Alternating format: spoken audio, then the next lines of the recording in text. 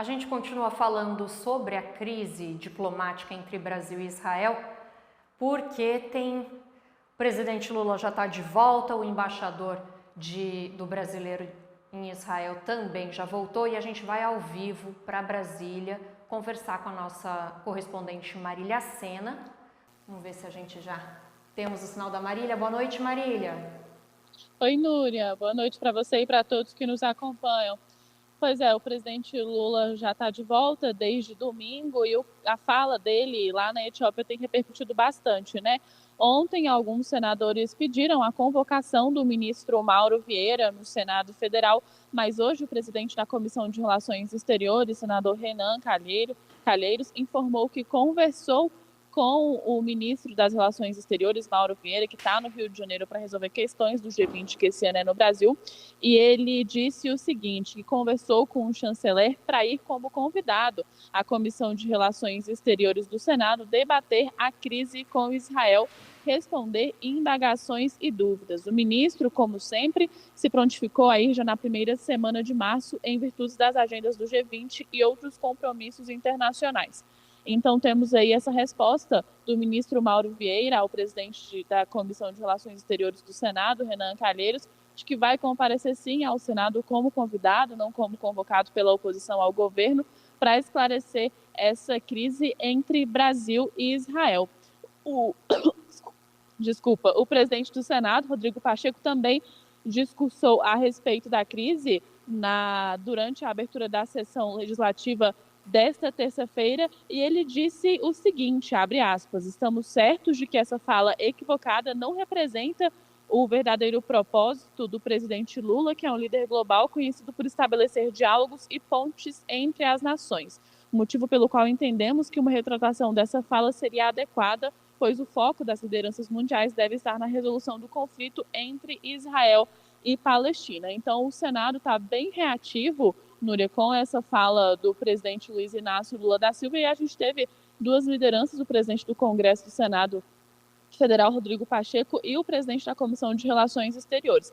Na Câmara dos Deputados, continua tramitando o pedido de impeachment de Lula, que ainda não foi protocolado, mas continua recebendo assinaturas. Até o momento já são 101 assinaturas, são necessárias 175 assinaturas de deputados para protocolar o pedido de impeachment do presidente Luiz Inácio Lula da Silva, e aí o presidente da Câmara dos Deputados, Arthur Lira, vai decidir se vai pautar ou não. A gente já adianta que não tem clima para pautar o impeachment de Lula na Câmara dos Deputados por conta dessa fala. Essa, né, não é a relação até o momento de Lula e Lira. Eles conversam, né, pode-se dizer até que são aliados. O presidente da Câmara dos Deputados está sempre em conversa com o presidente Lula, conversaram inclusive antes do retorno dos trabalhos legislativos, e a Câmara, por enquanto, está com essa reação. Algumas moções de repúdio devem sair ao longo da semana, mas a Comissão de Relações Exteriores da Câmara dos Deputados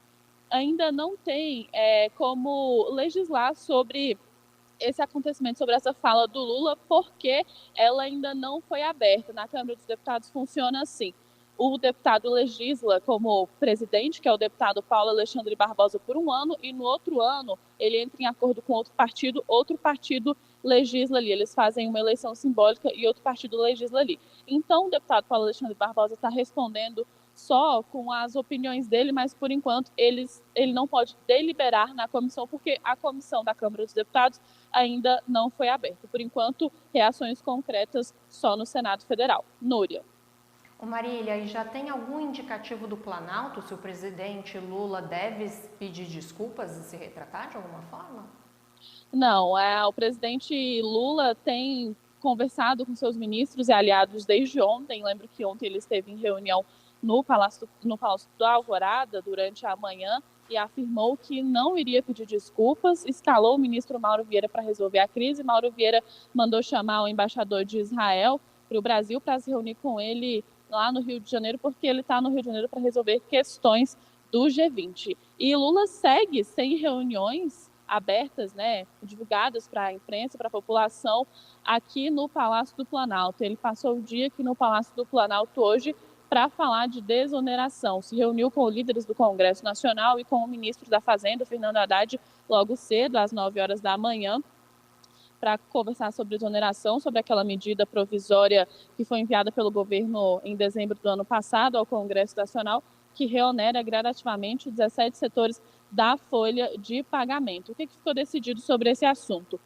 Nada, porque Lula ainda quer conversar com o presidente do Senado, Rodrigo Pacheco, e com o presidente da Câmara dos Deputados, Arthur Lira, para ver a possibilidade de enviar um projeto de lei que deve tramitar em regime de urgência ou outra medida provisória. O governo precisa tomar uma atitude até o dia 1º de abril, senão essas empresas devem retornar a pagar impostos, e o governo não quer essa crise, né, com 17 setores da economia. Então, essa semana, Núria, ainda deve ter muita reunião entre o presidente do Congresso Nacional e o presidente Lula e o presidente da Câmara dos Deputados, outros líderes políticos. O governo já deixou claro, hoje o ministro Alexandre Padilha, de Relações Institucionais, já deixou claro que o governo está bem aberto a negociações, mas essa semana o presidente Lula deve se debruçar sobre reuniões da pauta econômica, né? Não sobre a crise entre Israel e Brasil.